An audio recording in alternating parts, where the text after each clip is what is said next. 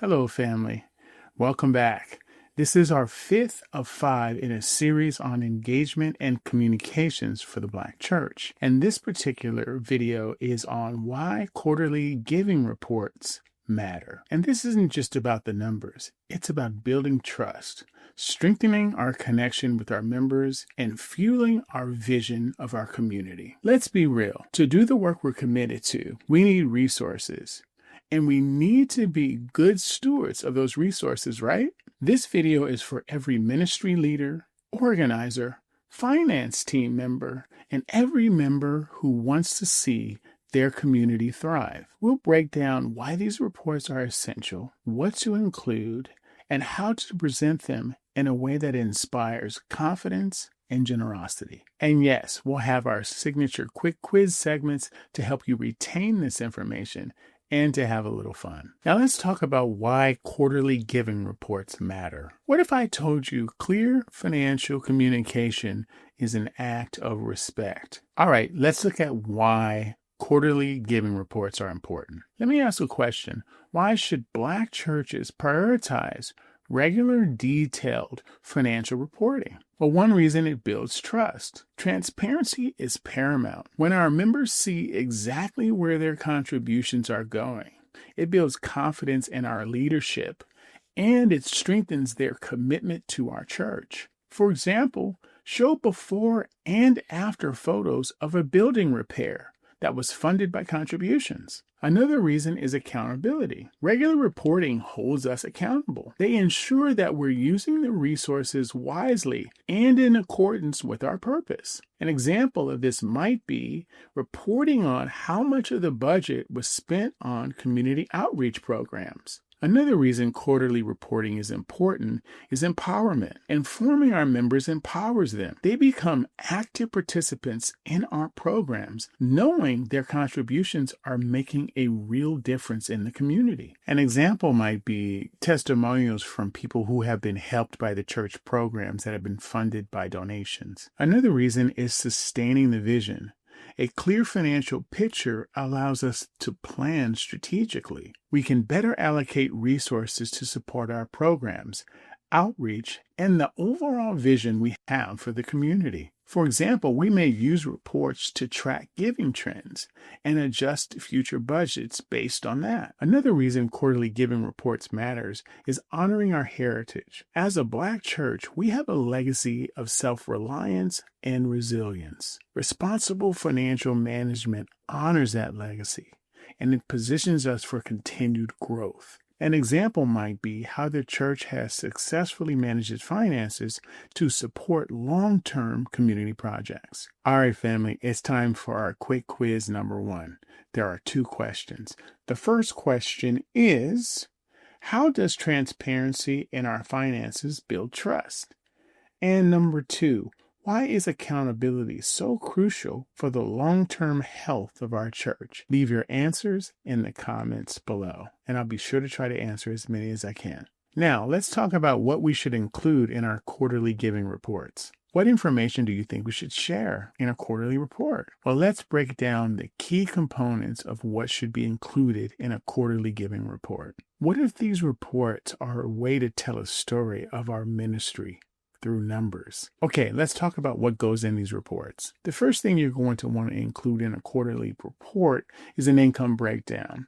And that's going to be a detailed listing of all income sources. There will be contributions, special collections, grants, etc. For example, you might show income from tithes, offerings, special collections, events, separately. You want to break these down separately. The next item you're going to want to include is budget versus actual.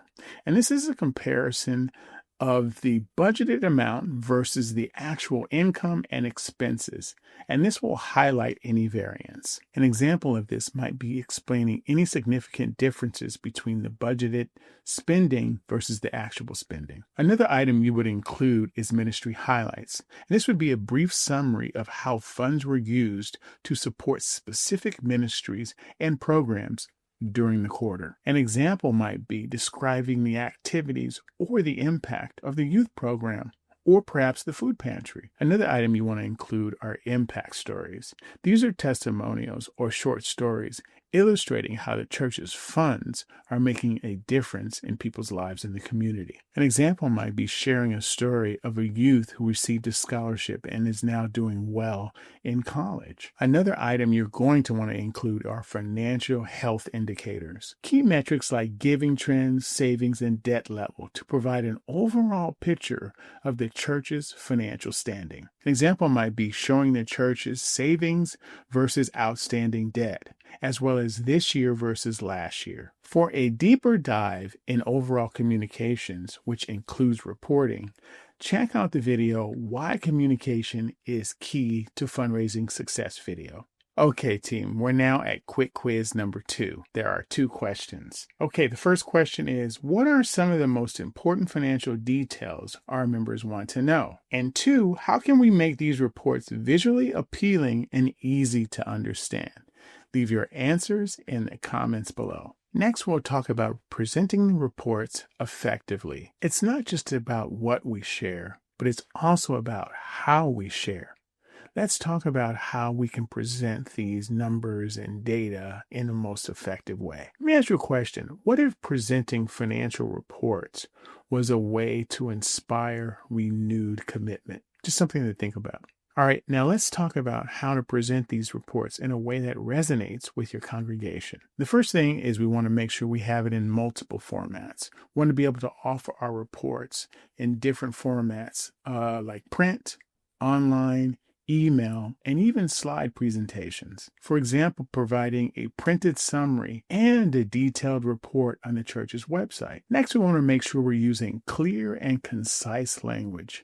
We want to avoid jargon and technical terms. In other words, use plain language that everyone can understand. Also, we want to use visual aids, incorporate charts, graphs, and images to make the information more engaging and accessible. An example might be using a pie chart to show how the church's budgets has been allocated. Next, you want to use testimonials and stories. You want to weave in stories of impact to connect the numbers to real life change. An example of this might be a short video of sharing a story of someone's life who was impacted by one of the church's funded programs. Another item you want to include is adding a question and answer session. You want to provide opportunities for members to ask questions and to get clarification. An example might be having a town hall meeting to go over the report to answer any questions or comments. Also, you want to make sure you use positive framing. You want to present the information in a positive and encouraging tone, highlighting successes as well as pointing out challenges. An example of this might be celebrating the church's financial achievements as well as expressing gratitude for the contributions. Okay, family, we've come to our third quick quiz. There are 2 questions. The first question is, how can we create a culture where members feel comfortable asking questions about finances? And 2, why is it important to acknowledge financial milestones and successes? Leave your answers in the comments below. And here's a rhetorical question. How can we use this presentation of this report as an opportunity for a message about community support? Next, we're going to talk about building a culture of support. These reports are more than just information. They're tools to cultivate a spirit of giving. And what if financial transparency inspires even greater giving to the church? So let's talk about how these reports can actually encourage support. Well, one way is they connect giving to impact. They frequently show the members how their contributions are actually making a difference in the community. An example might be how the church's funds are making a difference in the youth program or the food pantry. An additional way is share testimonials. Let people tell their stories of how the programs the church has supported has helped them and made a difference in their lives. An example of this might be an individual who has received support from one of the church's programs through a particularly hard time. Another way these reports can encourage support is discussing the principles of generosity. Frame financial discussions around the principles of giving and community support. An example might be including a brief teaching on stewardship and the importance of supporting the church's mission to give back to the community. One of the most powerful ways is to express gratitude. You can use this report to thank your faithful supporters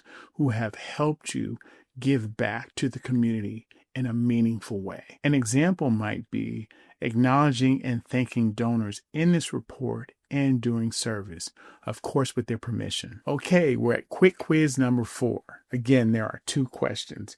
Here's the first one. How can we shift the focus from obligation to opportunity when it comes to giving? And number 2, why is it important to acknowledge all acts of generosity? Leave your answers in the comments below. Now let's talk about the all-important long-term financial health. Quarterly reports are a telltale sign of the church's financial health. What happens if these reports help build a legacy of financial stability for generations to come? Let's zoom out and think about the big picture. Trend analysis. Use these reports to identify giving patterns, identify areas of growth, and anticipate future needs. An example might be realizing that more and more people are giving online versus cash or checks. Budgeting and planning.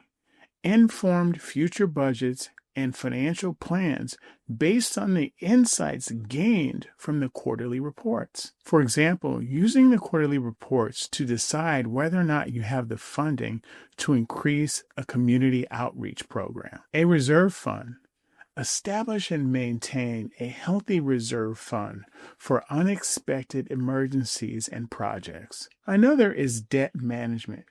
If applicable, use these reports to track debt levels and develop strategies for reduction. An example may be showing the progress made in paying down the church's mortgage. Another way these reports help us is they help us with financial policies. You can develop clear financial policies and procedures that help us ensure accountability and compliance. An example of this might be outlining the church's policies on spending, donations, and financial record keeping. Okay, family, we're at quick quiz number 5. There are 2 questions. The first question is, how can we ensure that our financial practices align with our church's values and mission? And the second question, why is long-term financial planning essential for sustainability of our ministries?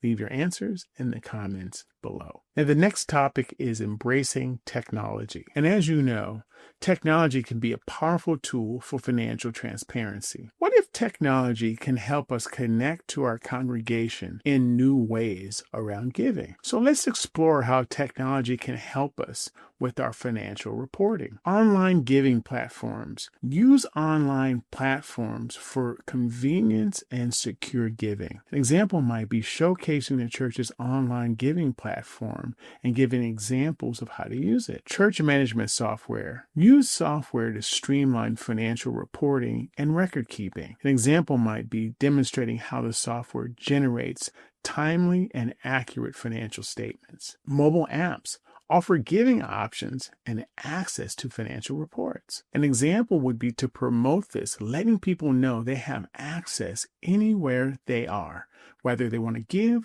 or look at financial reports. Data visual tools create compelling charts and graphs for reports. An example might be using a pie chart to show the allocation of the income. Communication tools use email and social media to share report summaries and updates. One example might be sharing key highlights of the quarterly report on the church's social media page. All right, team, we're at quick quiz number 6. There are 2 questions. The first question is, how can we ensure that all members, regardless of tech savviness, have access to financial information?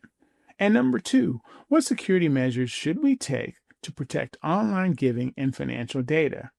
Leave your answers in the comments below. Now, this next section is a call to action for continued growth. My brothers and sisters, let's commit to making quarterly reports a cornerstone of your ministry. And as we continue to grow together, let's focus on the following. The first one is open communication, fostering a culture of transparency and open dialogue about the finances of the church. An example might be encouraging members to ask questions about the quarterly report and provide feedback. The next one would be responsible stewardship. That would be using resources wisely and according to our mission. An example would be highlighting how the church is using its resources to serve the community and is making a real difference. Another item we should commit to is empowering our members, providing them with the information they need to be active participants in our ministry and our programs. An example would be explaining how financial transparency allows members to be more involved in the decision making. Another item we should commit to is celebrating generosity, recognizing and appreciating every act of giving, large or small, whether it's financial, volunteering, or making connections. Let's also commit to strategic planning, using financial data to make informed decisions for the future of the church and our programs. Okay, we've reached the final quick quiz, number 7. The first question is, what are the core principles of financial responsibility that should guide our church? And number 2, how can we create a legacy of financial stability for the future generations of our church? Leave your answers in the comments below, and I will try to answer as many as possible. Thank you for joining me today. And remember, quarterly reporting is not just about the numbers. It's about building trust, empowering our members, and fueling the vision we have for our church and community. By embracing transparency and accountability, we can create a stronger, more vibrant, and more impactful ministry. Let's continue to move forward with purpose and give with open hearts. Now, if you found this video helpful, please like, subscribe, and more importantly, share this video with your ministry colleagues. It's important that we get this information out there so we can be stronger together. For more resources on church leadership and financial management, check out our video on how pastors and financial teams come together for bigger donations. The link is above. Let's continue to build community programs together. And until next time, let's keep pushing for change. Let's keep leading with purpose, and let's keep walking in miracle territory.